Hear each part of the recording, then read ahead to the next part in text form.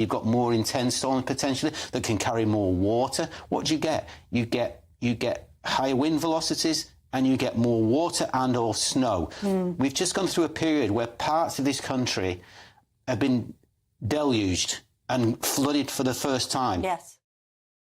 I'm Michelle Dewberry, and I'm not here to tell you what to think.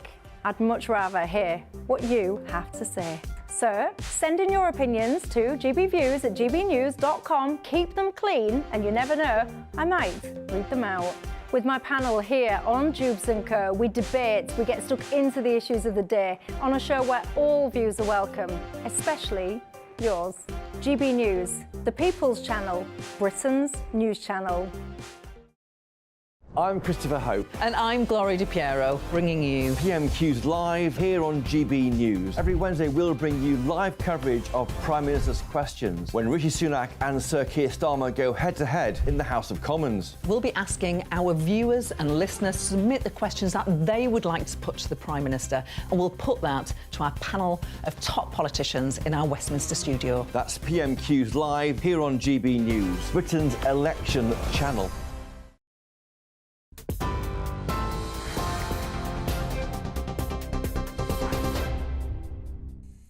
You're with GB News, and the top story is coming to us from the United States tonight concerning the Kansas City shooting. Let's update you on what's happening there. We believe at least 15 people have been shot at a Super Bowl victory parade for the Kansas City Chiefs. And we now know that one of the victims has died and 3, we understand, are in a critical condition. Let's show you video footage, if you're watching on TV, showing the thousands of fans gathering for that victory parade along the streets of Kansas City before chaotic scenes broke out. Gunshots were heard, people scattered for cover, police saying 2 armed suspects were taken into custody. Ambulances, of course, fire trucks on the scene. Let's show you this next clip from social media, appearing to show the moment Kansas City fans themselves tackled one of the gunmen to the ground before law enforcement showed up and put him in handcuffs. Local TV news stations are reporting the victims include several children who were attending the parade. That hasn't been confirmed yet, but that happening this evening, daytime, of course, in Kansas City within the last 3 hours here. We will bring you more information, of course, throughout the day tomorrow on GB News on the outcome of that shooting in Kansas City. Here in the UK, Labour says there will still be strong checks on would-be MPs, saying that that's after a second candidate was suspended following accusations in the party of anti-Semitism. The former MP Graham Jones was reportedly recorded saying British people who volunteer to fight with the Israeli Defence Forces should be locked up. His suspension came only a day after Labour was forced to suspend and withdraw its backing for Rochdale by-election candidate Azhar Ali. Sir Keir Starmer has pledged again today to root out anti-Semitism in the Labour Party. Now, a man accused of poisoning a married couple with fentanyl created false identities to rewrite their will. A murder trial has been hearing today. Prosecutors told Chelmsford Crown Court that Luke DeWitt, described as an adopted son by the victims, named himself director of their business so he could benefit from their deaths. He's accused of murdering Stephen and Carol Baxter, both in their 60s, and manipulating their daughter, who eventually found them dead. The 34-year-old denies murder, and the trial is expected to continue for 6 weeks. Shoplifting has hit a record high in the UK. That's according to the British Retail Consortium, with almost 17 million instances recorded last year.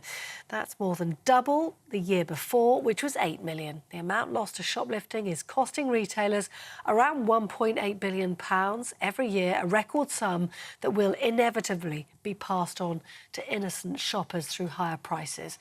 It's the first time it's also surpassed the £1 billion mark. And violence and abuse against shop workers also spiked last year, with around 1,300 incidents daily. The Shadow Home Secretary, Yvette Cooper, commented on that, saying the escalation was because of Conservatives' failure on law and order. Now it is Valentine's night, and lions at Whipsnade Zoo have been enjoying a perfect treat, if we can say that. As the public showered them with scented gifts for the special day, the zoo asked people to donate their unused fragrances, which were sprayed on sacks filled with straw, tree stumps or clumps of grass to create enticing scent trails for the big cats. Zookeepers say the smell of perfumes and aftershaves enhances the lions' sensory experiences and encourages them to explore. For the very latest stories, sign up to GB News Alerts by scanning the QR code on your screen or go to gbnews.com/alerts.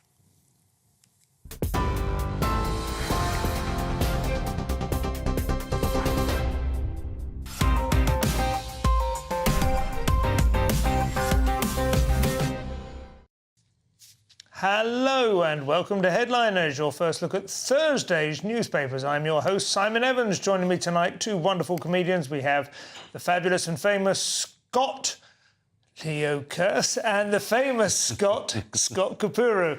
They've made a very clever connection between you two there. Yeah. Little pun. Yeah. I see what you did, yeah. And it's completely innocent, which is unusual. Yeah, For here. Nobody need feel insulted, particularly by that. So you both well? Yeah. You're obviously both experiencing very different climates than I've been experiencing lately. You particularly, Scott? Where's your climate? Well, quite cold, wet, damp, miserable, but you seem to be enjoying Floridian sunshine. Oh, some of it's spray on, but also I swim outdoors, and even if it's cloudy, you get a bit of sun and a bit of skin cancer. I'm getting bruises on my forearms. It's very Italian. I was thinking of the shirt, really, but you've gone for the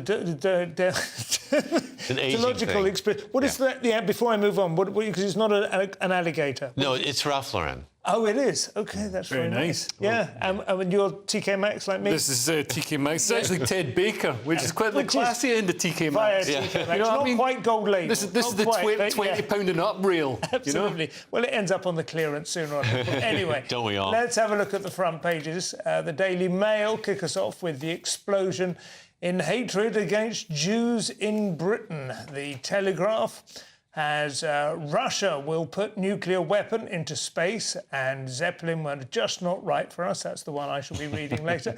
Guardian, new ceasefire vote ramps up pressure on Starmer. The Express, we're on the up, so loosen the purse strings, Mr. Hunt. And iNews, interest rates to remain above 2%, says bank chief. Finally, the Daily Star, love is sniffing your smelly feet. Those were your front pages.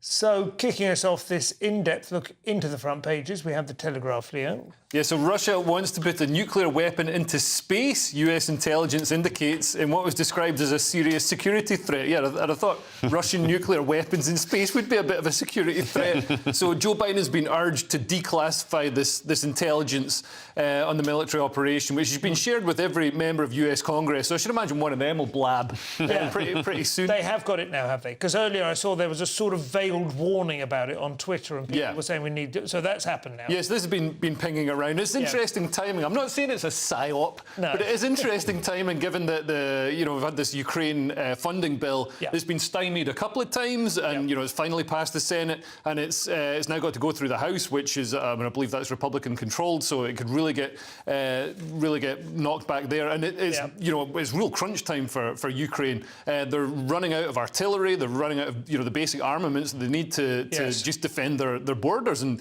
they're in a positional attritional war at the moment with Russia, and without that, Russia's got like 5 times as many artillery shells to fire at them. Well, I am seeing a lot of people saying now that there are essentially 3 ends to this. Either we actually up the commitment from the West to an extent that Russia would regard as World War III.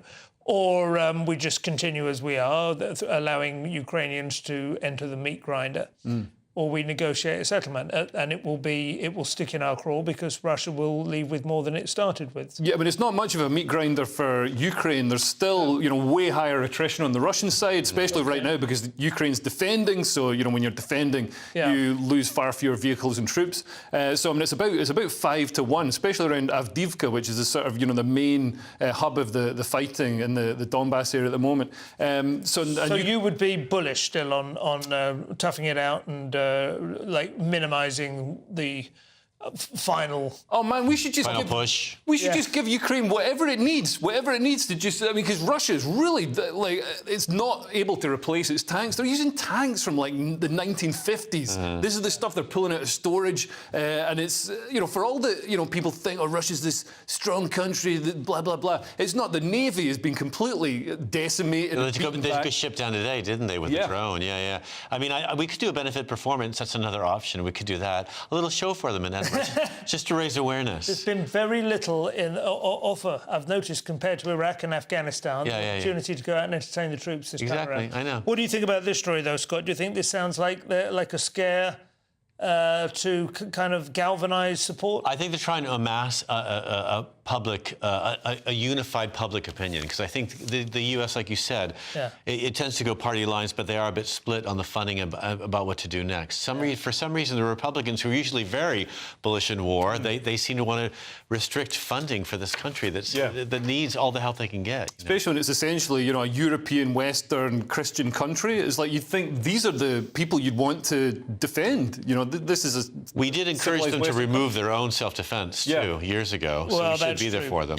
We did also encourage Russia to understand that NATO would not be inching its way towards its borders, though, as well. Yes. Well, we cannot go any further on this. I mean, the Russians have encouraged that as well. What about the TikTok stars in the metro, Scott? Oh, right. Well, TikTok has decided to, not TikTok itself, but I think they're a part of this, actually. Yeah. They're going to start using TikTok influencers from Albania, Iraq, and Egypt and Iran. They've been approached by the Home Office here in the UK. There's been £1 million set aside for this advertising campaign to get these influencers to encourage people to not try to cross over into the UK. Yeah, okay. They're trying to tell people, look, there's nothing for you there.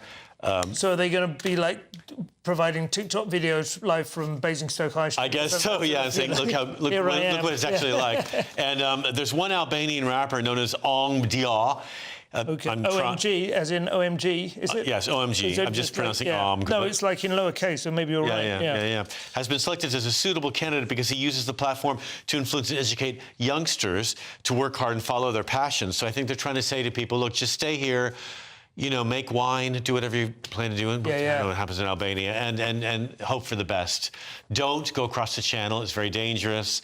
You might drown, whatever they're saying. And even when you get here, do you really want to join a machete drug gang? Because, high kicks, but... hot babes in a nice rack. But I know what you mean. Yeah, the future for these people, either way. But for a lot of these people crossing over, they don't really have it. It's not like like they have options or choices. This is what they think is their last choice. So trying to influence them to not do it is, in many ways, in some cases, pointless. But a lot of the people who come here, they're actually the sort of wealthiest people. Like my mate Mo, he's like, in Somalia, his family's pretty well off by the standards of Somalia. Yeah. So, to be able to pay the well, if it's your mate Mo, then you must be right in every case. But I think I think for some people... if you're paying a people smuggling gang... That's true, Yeah, of course. You might be paying them, the last money you have on the planet. I mean... your last £8,000. Yeah, your last £8,000. I think it's a pretty desperate situation for a lot of people. Anyway, these guys are Albanians by the look of it. That's what's being discussed in terms of the TikTok stars. Well, again, they said Iraqis, Egyptians, and Iranians. I watched some of their content. I have to say, it was kind of lost on me. But, Well, yes, it would be, wouldn't it? You're wearing a vest, hosting a show. Routine but yes, Well, and a lot of this has been driven by social media, because, of course, when people get here, they don't want to turn around and be like, oh, I made a terrible mistake. So they post all the pictures of themselves in the hotel like we all do on Facebook. With the £10 notes. How great our life is going, I know. Now, what about the Mirror, Leo, with the NHS nurses again? Yes, so there's a recruitment meltdown in the NHS, an NHS nurses crisis, and there's the fears for the health service future as student medic numbers plummet. So the number of applications for degree courses in nursing plummeted from 46,000 in 2021 to 31,000 this year. Obviously, that was during or just at the start of the pandemic. I think, when you have a pandemic, being a nurse becomes less of an attractive option. There's a lot more TikTok opportunities, though, weren't there? Yeah. I don't know. I mean, it just seems to be such an ongoing background roar of dissatisfaction in the NHS now. It's very hard to differentiate from one moment to the next. Do you mean from the customer perspective or from the people who work there? From whether it's, junior doctors seem to be going on strike one day in 4 or something this year. I think they've worked about 80% of the potential. I don't know. It would. I mean, what is there any kind of solution to this at all? Or do we just have to put up with it as a kind of it's like being on the Victoria line between Stockwell and Victoria? I just think they have to increase payment. They have to increase what they pay them. It just has to go up. The trouble with socialised medical care is that the state's a monopoly, so they can suppress wages. In America, people get paid way more to work in nursing. But they pay something like 80% of their GDP goes on healthcare there. And they get healthcare. But your doctor's office has carpeting, and they offer you a cappuccino when you show up. Now, let's just finally hit the Daily Star very quickly before we move on. You've got about 30 seconds on this, Scott. All right. Apparently, sniffing people's smelly feet is a big turn-on in the UK. Over 2 million people have expressed interest. It's not just a fetish. It's a drive. And this is funny. The photo of the guy here looks like Steve Merchant to me, whom I worked with on Monday night. I wish I had known. I could have asked him sniffing which feet he's smelling at. 6'4" or something, isn't he? So he'll be completely unaware of whether he's a giant. He can have any feet he likes, I think. He's just very talented. This began with Fergie, didn't it? Yeah, and David Mellor. Yeah, this has always been cropping up. And he actually got in there and sucked them as well.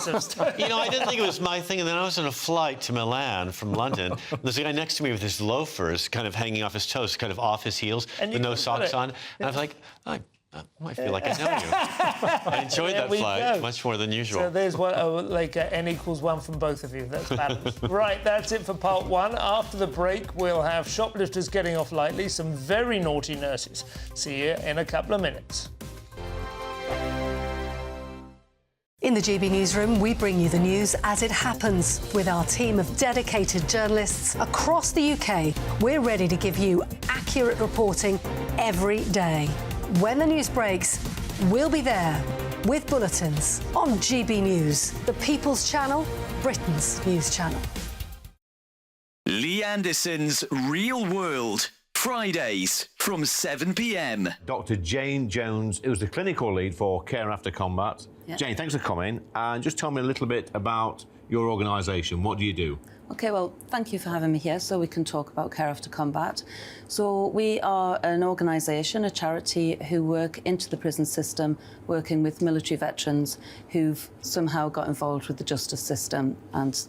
So there's quite a high population of ex-service men and women in our prisons. Why is that, do you think? So 2014, the government did a review of who was resident in UK prisons, and what they found were that military veterans are the highest occupational group, and this obviously raises some concerns.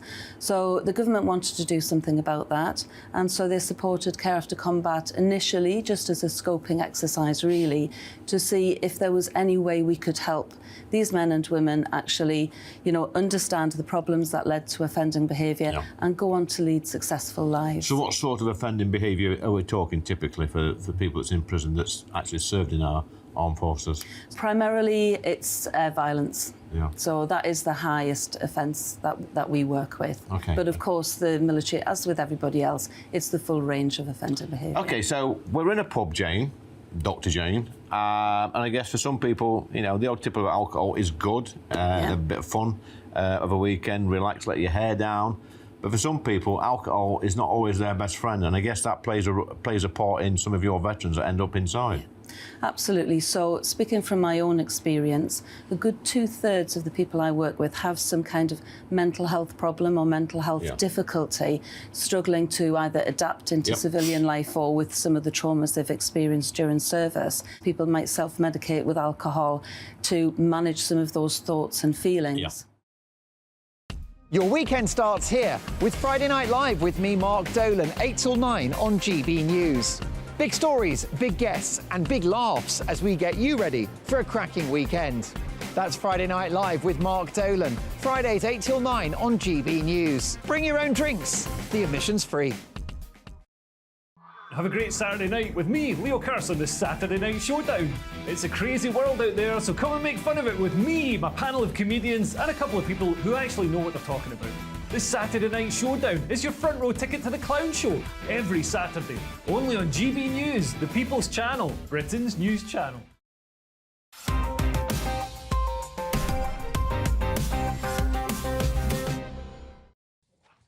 Welcome back to Headliners. I am Simon Evans. With me still Leo Curse and Scott Capurro. So, Leo, The Daily Mail now. Labour's lead is shrinking, though not quite down to Rishi Sunak size just yet. So Labour's poll read over the Tories falls by 7 points in a fortnight amid rows over Rochdale anti-Semitism and Keir Starmer's U-turn on the £28 billion annual green spending. So their lead is now at just 93 points over the... No, it's not, but it was up around, I think it peaked at around 36 points. It was 30-something, yeah. It was ridiculous. But this just tells you how ridiculous polls are. They're stampedes, essentially, at one point or another, aren't they? It's a bit like that old TV show with Mike Reid and the children. Do you remember Run Around? You may never have seen it. No. They had to sort of stand on a correct answer, and they'd all go, right, choose your answer now, and they'd all like clatter around and run. Then they'd look at each other, and then he'd go, run around now, and they'd all basically adapt their thinking to whatever everyone else had done. It was a massive social experiment. The madness of the crowd. Yeah, exactly. Yeah. Yes, anyway, the lead is now just 12 points ahead of the Conservatives for Labour. So, I mean, this follows the would-be Rochdale MP Azhar Ali, who's forced to apologise after he sort of intoned that Israel was behind the Hamas attacks on October the 7th. They allowed them to happen, that's what he said. Yeah, which is, that's a pretty dicey conspiracy theory. And also Labour have ditched their £28 billion a year green prosperity plan. But this is interesting. I mean, these two things have certainly happened at the same time, and I doubt many of the polls have really drilled into why people have changed their mind. But I suspect it's a lot more to do with the suspicion that a large amount of Labour's, like, there's a fear of the bloc vote, the Muslim vote, distort. Do you know what I mean? Rather than, I don't think this 28 billion green thing was uppermost in most people's mind. In fact, if anything, I think a lot of traditional Labour voters feel most impacted by, like, a lot of the net zero... it was a misleading amount, anyway, because a certain amount of that money was already invested. So it was really 28 million. There was already 10 or 12 million planned to invest, so it was more like a 16 million thing. Yeah, billion. Yeah, I'm sorry, billion. Yeah. I grew up in the million era as well, but you've got to... I'm confused because I've got a lot going on in my head. I've been added to the Rochdale ticket today, so I've been joining grooming gangs all day long. I'm just going to mention it. We have to list the other candidates standing in the Rochdale by-election. That's a legal measure. They are Azhar Ali, who is the individual who has since apologised for his remarks. His kind of what's the word? Suggestions or speculations? That's the word I want. Anyway, the independent Mark Coleman, the independent Simon Danzuk, which is a familiar name, isn't it? Reform UK. Ian Donaldson, Liberal Democrat Paul Ellison. Oh, I've done those in the wrong way around. Sorry, it's Paul Ellison, Conservative, Ian Donaldson, Liberal Democrat, the independent Simon Danzuk and the independent Mark Coleman. So there we are. And don't forget me, I'm a write-in. Yeah. I mean, I thought George Galloway was still standing. I thought he was. Well. There he is. There's another page. We're going to go all the way to the Monster Looney Party. George Galloway, TikTok, Workers' Party of Britain, Michael Howarth, Independent, William Howarth, Independent. Well, that must be tricky. That's a tough dinner party, yeah. Sunday London. The Sunday. All right, Howard, what are you up to? Guy Otten, Green Party, Raving Rodent Sub... Oh, God, Official Monster Raving Loony, David Tully, Independent. I think that's it. Scott? Yeah, that's it. If they've all gone, my goodness. Well, I mean, if the voters of Rochdale can get it to the bottom of the list, maybe they can find a way of demonstrating their disappointment. I've been buying frozen pizzas for young girls all day long. It's exhausting. All those iPhones I had to purchase. Totally worth it, though.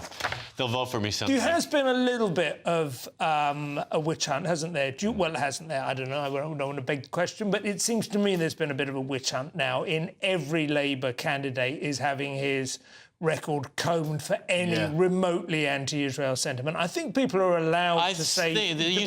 saying, F off Israel, I don't think that's a remote anti-Israel statement. I think both the statements they've been looking at are not remote at all. I think it's about time. There have been people in the Labour Party and outside the Labour Party for about a decade and a half begging the Labour Party to examine itself and its own anti-Semitism in its past. Yeah. I mean, why are they waiting? Why are they dragging their feet still? Why is this taking so long? We obviously know why. Anyway, it's got a legal case involving Channel migrants, I should say, in the Telegraph that is sure to strike many of our viewers as somewhat vexatious, I think. Well, the French prosecutors are investigating the British Coast Guard following the deaths of 4 UK-bound migrants in the English Channel.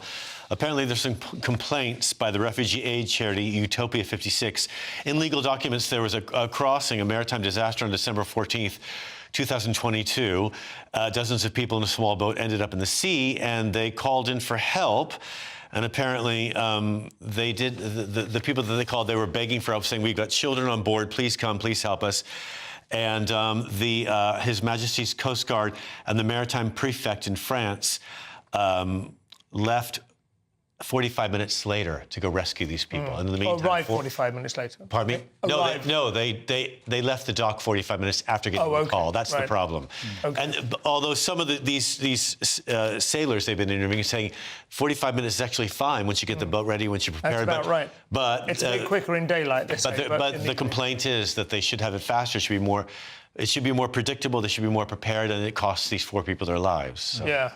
Well, the sequence of events caused them their lives. Let's say the decision to get on board a dinghy with illegal people smuggling. And when you said that this was a vexatious case, I think it is. Yeah, I don't think our Coast Guard should be subject to legal cases for failing to pick up people who've chosen to. And they are trying the guy who was sailing the boat, Ibrahimi Ba. He's in court accused of manslaughter after piloting the boat, but he said that he'd been threatened and that he'd be killed if he didn't go ahead with the voyage. He had no choice. As his trial continues, French authorities are focusing on any possible culpability of official agencies as well, anyone else involved with him. What do you think, Liam? Well, this is all coming from these charities and NGOs that help migrants and encourage migrants to make that dangerous crossing, and really are the people with blood on their hands. There's this refugee aid charity, Utopia 56, which has filed these complaints for involuntary manslaughter and failure to render aid. And most of these charities get government funding. I really don't understand why a Conservative government is funding these far-left crazy charities that are encouraging people to throw their lives away in the Channel. Yeah. They just don't think that the British and French authorities dealt with the Mayday calls effectively, and well, they see a legal case offering them the opportunity to make trouble in that respect. Whether or not they genuinely don't believe that, I would question, because as the people are you saying that they're lying to make a point? Yeah. No. Do you have any proof of that? No. Oh, well, there you go. Any more than they do. But I think they've already had. Well, they have 4 bodies on their hands to deal with. They have. Well, no. Those people fell. Those people weren't attacked by the Royal Navy. I mean, that will come sooner or later, but that hasn't started yet. Right. Scott, another initiative. Wow. Okay. No, seriously, there's no proof that they can believe that this is a derogation of duty. The Coast Guard have said this is roughly how long it takes to get out there. Bringing this case is just making trouble and is elevating the prospect. I think that, in a way, I agree with something about what you're saying, only because it took the French and the British the same amount of time to leave dock and to get there. So you're right, that probably is what it's going to take. So to be prepared for that, bring a thingy. Yeah. What do they call it? They should have had a thing. It's a life jacket. That's what I meant. Yeah. A Mae West. I was going to say a Nell Gwyn. I'm sure Ralph Lauren makes one in pink. Anyway. Another initiative, Scott, that could stop people making dangerous illegal channel crossings, handing out fake photocopied nursing qualifications. Apparently, yes. That might be a much more safe route. The NHS has discovered an industrial scale qualifications fraud. More than 700 nurses have been caught in this potential scandal.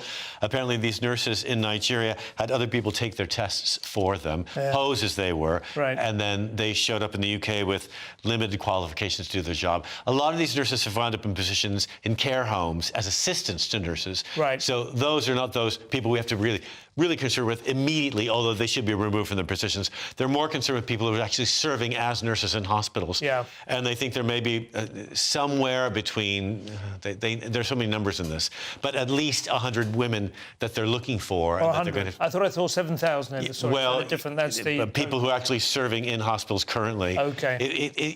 They also kept saying a number like 699 was thrown around too. Sorry, 669 strong second batch of Nigerian health staff whose test results it is found were also obtained through fraud. So it seems as though this has been going on for quite a while, and there have been flows of these people coming over from Nigeria and different, times. Yeah, I mean, I think it goes back to that story we covered on the front page, where we need to train our own medical staff. I mean, the whole concept of stealing, poaching medical staff from poorer countries in Africa, that just, I mean, morally, that seems bankrupt. Like, you know, people in Africa need those nurses more than we do. And also, they obviously don't have the same sort of stringent levels of quality control on the degrees and on the training. Even the people who've actually got those degrees, let alone the ones who've just bought a fake. I mean, I managed to buy a fake NUG card when I was travelling around as a press pass to get into a few shows.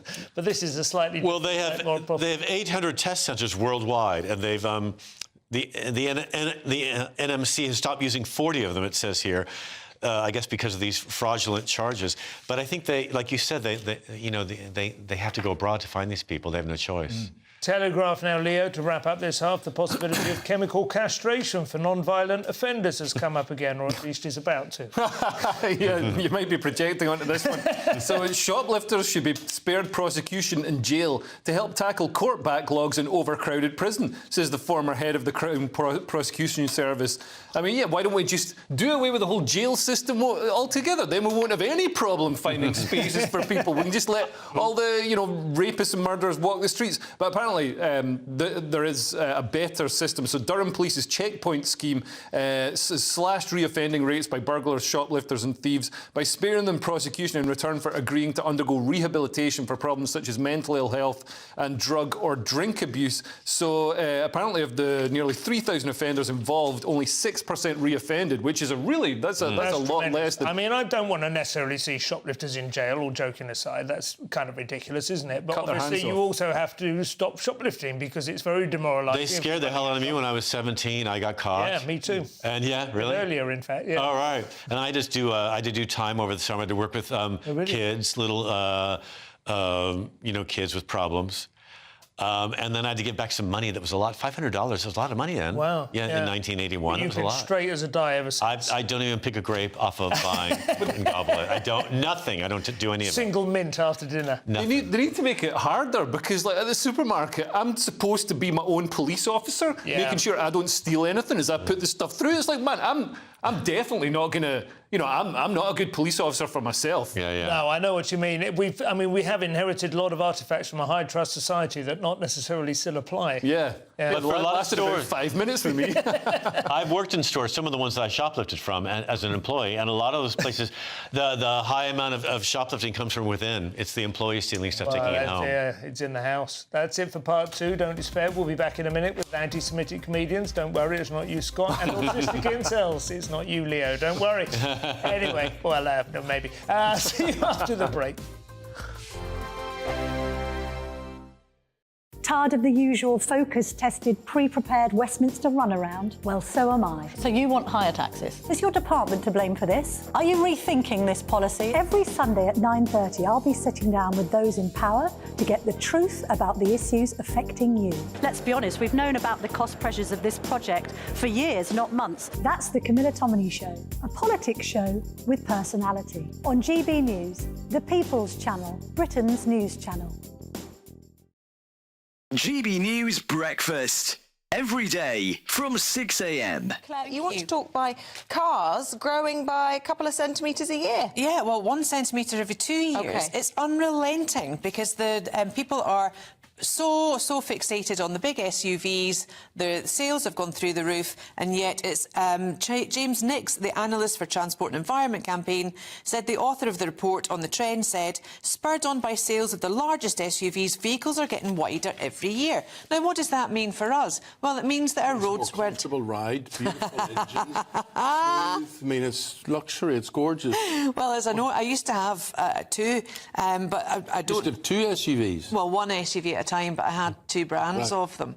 But I'd no longer drive in London now because I just don't see the point because of the ULEZ, because of the, you know, you can turn down a thing and get fined. Parking spaces, whatever. The growth in car size also causes issues for their drivers. The report found that largely luxury SUVs, which are about 2 metres wide, no longer fit in off-street parking. That's true. They also leave too little space for passengers to get in and out of the vehicles in typical off-street spaces, and they're about 2% 2.4 metres wide, the report found. And I'll tell you, I was stuck in a bus last night trying to get home, and the buses couldn't move because the streets were too crammed with all of these massive cars either side. Chelsea tractors. And it was gridlocked. Yeah, but maybe they're not the problem. Maybe the buses are the problem. The buses take people to their place of work and get I'd them like home. to know when, because when I go through London, all I see is empty buses. Oh, you're empty lucky. buses. Every time I'm on one, they're full. Well, they're obviously only full at rush hour. You see, the thing is, property developers, when they do high-rise car parks or, you know, they build a multiplex cinema and there's a car park attached to it,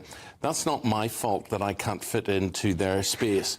It's their fault. So Well, it's all driven by money, isn't it? The more spaces that they have, the more people they can get. I'm Michelle Dewberry, and I'm not here to tell you what to think. I'd much rather hear what you have to say. So, send in your opinions to gbviews@gbnews.com. Keep them clean, and you never know, I might read them out. With my panel here on Jubes & Co, we debate, we get stuck into the issues of the day on a show where all views are welcome, especially yours. GB News, the People's Channel, Britain's news channel.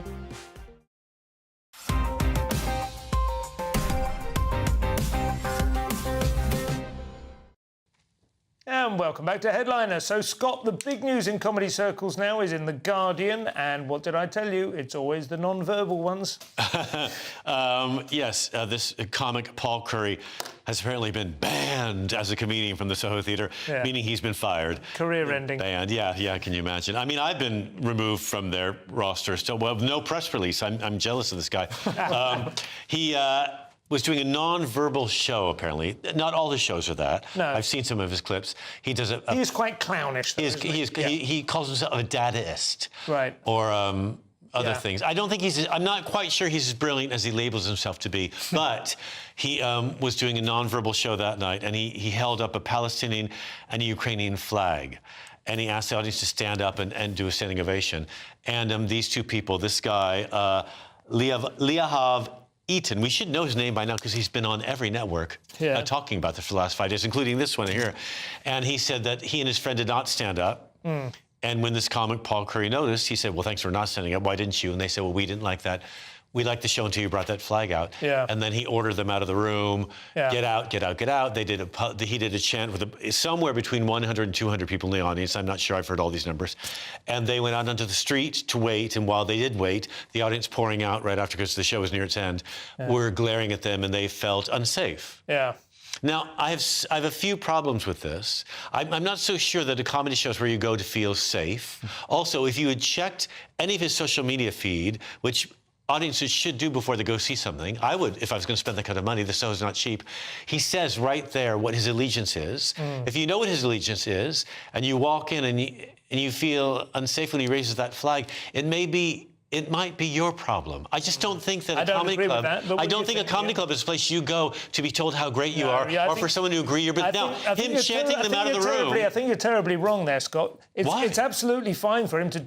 He can do whatever material he wants. That's what I'm saying. It's not fine to order people out of the room. I've ordered people out of the room when I've been performing comedy, not because I'm anti-Semitic. I've kept that quite well hidden. Because they're being. But yeah, because they've disrupted, or because I don't like them, because I just want good-looking people there. I think that you've got to trust the performer's instincts, in a case like this. And it's funny to see people who are normally like, cancel culture and comedy is ridiculous. Why are these people getting cancelled? Then suddenly, this particular topic. I don't say he should be cancelled, but I don't think it's correct to order people out.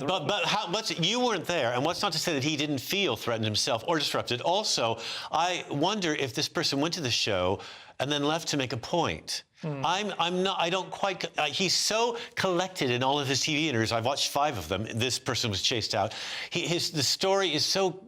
He's so sure of himself that I wonder who really was putting on who here. Theory.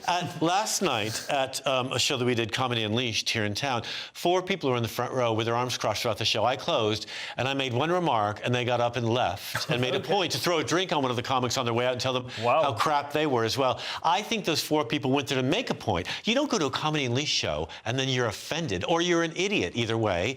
But these people might have gone to the show because they wanted to disrupt. I think anybody who goes to the Soho Theatre is going to be a massive wet wipe right than just looking to get offended by something. So, you know... Exactly. Okay. Better balance now, Leo. Popular Israeli drill hit on YouTube calling for the death of Dua Lipa. So Israel is split by a song calling for the death of Dua Lipa and Bella Hadid. These two Israeli rappers have demanded the killing of singer Dua Lipa and model Bella Hadid. It's artistic expression, though, you know what I mean? Yeah. In a chart-topping anthem that has become the unofficial soundtrack of the war in Gaza. So it's called Harbu Darbu. I don't know what that sure means. It sounds a lot more threatening. It means fire and brimstone in Arabic. And it's a drill song with militaristic lyrics by Ness and Stilla, who sound like they present a property show. It's had 18 million views on YouTube since its release in November. And Dua Lipa, the Albanian singer, Bella Hadid, who's a Palestinian-American supermodel, and Mia Khalifa, who's a Lebanese-American porn star, they say about them, every dog will get what's coming to them. So this, I mean, I don't know, rap, So especially it's just, drill. I've watched it. I watched it this evening just to see. I mean, I can't understand it, but it's not kind of particularly heavy. It's pretty sort of standard. Yeah. At the end, there's a bit of a list of these names, and it's a bit like that famous Norwegian football commentator, you know? Your boys took a hell of a beating tonight. It's just this kind of list. Yeah, yeah. It doesn't feel that threatening musically, but... And the people they mentioned that should, you know, face whatever they should face, they've called for a ceasefire, and they've also, some of these performers that they're saying are bad, have also, you know, they pitied the victims of October 7th as well. They're trying to play both sides, I think. Be diplomatic I've seen like Mia Khalifa, for example, you know, pretty much glorifying in it, you know, drinking she's wine. different. And, But they did say that one of the... It's not my favourite stuff that she's done on the internet. They labelled one of the rappers as a cannabis addict, which I thought was such a strange thing for the time to say. Cannabis addict? Is anyone who's not a cannabis addict? That's pretty pathetic, We're all fine, really, yeah. if you're doing drill. Yeah. Anyway, Daily Mail, Scott, the GBNews headliners alumnus and Perrier Award winner Simon Fanshawe is making the news in Edinburgh once again. Yeah, he was appointed rector. He ran, unopposed and was appointed rector at Edinburgh. And some people, I guess some of the students have a problem with this because... Edinburgh University. Yeah, sorry, Edinburgh University. Because he has criticised the LGBT charity Stonewall after he had apparently had been one of the founding members in 1989. Yeah. He then criticized them for stomping on women's for being rights. T at the expense of LGB. Now he's sort of more associated with the LGB Alliance. Yeah. But the rector, I thought, used to be a sort of Christian position, but presumably that's not. That's just gone now. Have you seen the Church of England? I mean, I'd be amazed if the rector wasn't, you know, a trans drag story queen. That we did when you were poorly on the Saturday thing about Richard III being played by a woman who doesn't have a hunchback. I mean, isn't there another aspect? He may not be religious. I'm sure Simon spent a lot of his time on his knees, but I think to get this position, you know, he really wanted something that put him in harm's way a little bit because he was bound to get all this criticism. Maybe he doesn't mind. Well, I think he'll tough it out and he'll be there. I think he'll be very good. He has actually been working very much in, I don't know what you call it, like counselling or helping people cope with diversity and stuff. I think he's pretty well. And it's a sign of personal strength that somebody can go against the flock. Yeah. Absolutely. Against the flock. The flock. There's a memoir. Now, story about eggs, Leo, and for once it doesn't mention the co-op or the coop. So which to go with there? So, London Hospital and Sheffield Clinic affected by faulty egg freezing products. Scores of women have been affected by the use of a faulty freezing solution at fertility clinics in London and Sheffield, with frozen eggs and embryos potentially destroyed as a result. The fertility regulator has said this is going to be a big scandal. This is just the tip of an iceberg. I mean, it's a tiny iceberg. It's the size of an egg. But basically, women have been lied to. Well, they haven't been deliberately lied to, but I think the feasibility of freezing eggs has been overestimated. It's the classic have your cake and eat it thing, isn't it? Yeah. Humanity will always fall for that idea, but you're absolutely right. And now as women are getting into their 40s and saying, well, I'm going to use those eggs that, my corporation paid for me to freeze when I was doing all that work for them. Now they're not going to be able to have kids. Come and do 12-hour days for us until you're 38, and then you can use your eggs to have kids then. 10%, you'll be fine. Yeah, we'll pay for your egg freezing, and it's seen as this, it's like companies paying for abortions. It's seen as this noble, beneficial feminist thing, and actually they just want you working. Of course, exactly right. I mean, this is the thing behind an awful lot of what passes for progressive not humanitarian, but like kind of pro-humane. It's actually just reducing people to economic units, isn't it? Maximising their economic... But this is men sharing their opinion. Maybe women like it. Maybe women do want to work until they're 38 and then have their babies then. Yeah. Maybe they prefer Well, it. Maybe that's how I it have a started. woman at home that I'm married to, and she speaks quite often about the extent to which she was lied to, about the extent to which she could have it all. By you or by someone else? Not by me, by society. I was actually what she regards me now as the one who was speaking the truth. Really? Now she does. The goal Right. If only she'd listened. Me and her father. Anyway, that's it for part 3. Join us in the final section for lab-grown monstrosities, that's not eggs, digital horrors, and the 5-finger shuffle that gets you through the working day. That is what you think it is. We'll see you in a couple of minutes. Wake up to the headlines with Headliners every morning at 5 a.m. We treat you to the day's biggest stories before anyone else, 7 days a week. You can catch up on everything you need to know before you've even had your kippers. Headliners every morning at 5 a.m, only on GB News, the People's Channel, Britain's news channel. Good afternoon, Britain. Good afternoon, Britain. Join us, Tom and Emily, To find out what's happening in the heart of Westminster. and why it matters to you. Weekdays from midday, we bring you the most compelling stories from across the United Kingdom. And from your doorstep to our inbox. That's right, we want to hear from you. GB News, Britain's news channel. Martin Daubney, weekdays from 3 p.m. You have a president in President Biden who's not enforcing the law that was passed by Congress. President Obama, criticize him or not, actually enforced the law and was deporting people that had crossed illegally. Of course, President Trump enforced the law and improved the law to make sure that, and worked with Mexico to have the Remain in Mexico policy. Biden has abandoned federal policy. In fact, he's deliberately trying to let in as many immigrants as possible. More for the Democrats, more is better and less is racist. Just astonishing. And the statement that Greg Abbott put out is really feisty stuff. He said the federal government has broken the contract between the United States and the state of Texas. And the eye numbers, Greg, are simply eye-watering. 6 million illegal immigrants have crossed our southern border in just 3 years, Governor Abbott says. That's more than the population of 33 states in the United States. Astonishing numbers. And Martin, that's just Texas. If you add Arizona and other border states, it's pushing 10 million. By the end of Biden's term, it'll be 11 million. A study by Yale University a few weeks ago, 3 very liberal professors that did the study estimate there's 22 million illegal aliens. So this is a crisis that was created by Biden.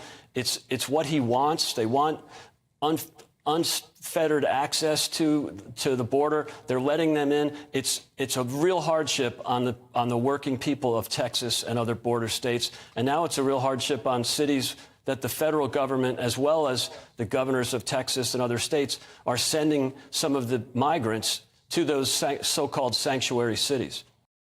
Every Sunday from 11, join Michael Portillo. There will be topical discussion, looking at the week before and the week to come. So kick back and relax at 11 a.m. on Sundays on GB News with me, Michael Portillo. GB News, the People's Channel, Britain's news channel.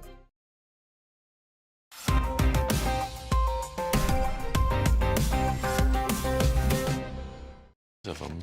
Welcome back to Headliners. Frankenfood now, Leo. Perhaps we will live to see man-made horrors beyond our comprehension on the Chinese takeaway menu. Yeah, so a beef-rice hybrid. Sounds like a new Chinese car, but it's actually been sold as the food of the future. So scientists have grown beef cells in rice grains for the first time, and it's got 8% more protein and 7% more fat than regular rice. Than regular rice, which has none. Does it doesn't have any protein. It does have some, and apparently for every, like for the cost and the amount of carbon produced per gram of protein or whatever, it's much more efficient than beef. But I bet it's not as delicious. Sort of beefy. I mean, you're right. Beef is like, it is a bit of a, you know, it's got a bit of a footprint and all the rest of it, but they're nowhere near replicating just how amazing it is to eat. It's delicious. In every regard. Yeah, but brown rice has protein in it. People just eat that. Yeah. The husk of the rice has protein. I did see a thing on Twitter today, I don't know how seriously to take it, but a guy talking about fake chicken that he'd had, and there were photographs of it, and for the first time it really looked like chicken, and he said it was delicious and succulent and everything, and he named the company. But what's in it? What's it made of? Well, it's just cultured in a lab, and it's like, and as he said, the great thing about it is, and I do think there's some truth to this, especially with chickens, beef I tend to think of as a pretty good kind of cycle.